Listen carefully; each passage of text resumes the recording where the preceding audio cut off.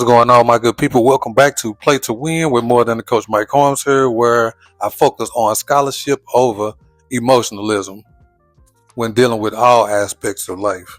And today I'm going to switch it up a little bit.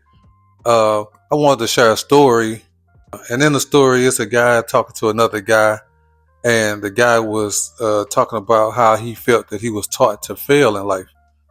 And there's some very informative information in this story that I wanted to share with you all. It goes as such. Some years ago, I sat talking with a man we shall call Peter Coe.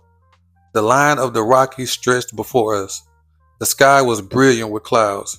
It's strange, Coe mused, that I was actually taught to become a failure. I suppose my story isn't extraordinary, except that it came out all right. How were you taught to fail, I asked. By being made to doubt myself and even to fear myself, came the answer. It began in my childhood. My parents adored an older brother. He was one of those curly heads who wiggle everything until it goes their way. I was made to sacrifice for him on all occasions. It was Percy this and Percy that. I believed in my duty to keep it up. I worked at home while he went to college. When girls came into my life, I was shy and uncertain. I fell in love, but mother didn't like Helen.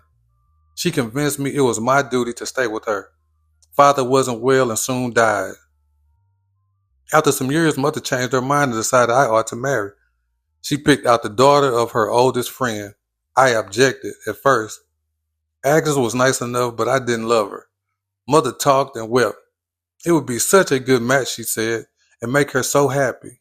Besides, Agnes's mother owned part of father's business that I then managed, and we'd keep more money in the family. I yielded in the end, as I always had. It seemed selfish not to. But your wife loved you, didn't she? I queried. Loved me? She had no chance. She was as much under her mother as I was under mine. And heavens, how I hated her. Your wife? No, my mother-in-law. She used to tell Agnes every day how much she'd suffer to bring her into the world. That was a lie. And she knew it. Most children come as the result of amative life, not from a horrible nobility. And anyway, the poor child had no say about it. There is something ghastly about good women like my mother-in-law. You know the kind I mean. They practice such self-denial, they can't do anything efficiently. Mrs. Bassey talked and talked about self-sacrifice, but she was selfish to the bone. She had to be. She'd become so dependent. She destroyed the life of her oldest children, stultified them with her possessiveness until one died of pneumonia and the other barely earned his salt, one of those echoes of a man. She demanded, however, that Agnes sacrifice for her, and Agnes's way was to make me do it. The women kept house for me. The three fates, I murmured. No, sir. That's what they thought they were and intended to be, but life fooled them. You see, there is something resilient and resistant in human nature. And destiny is often kind to us when we think she's being terrible.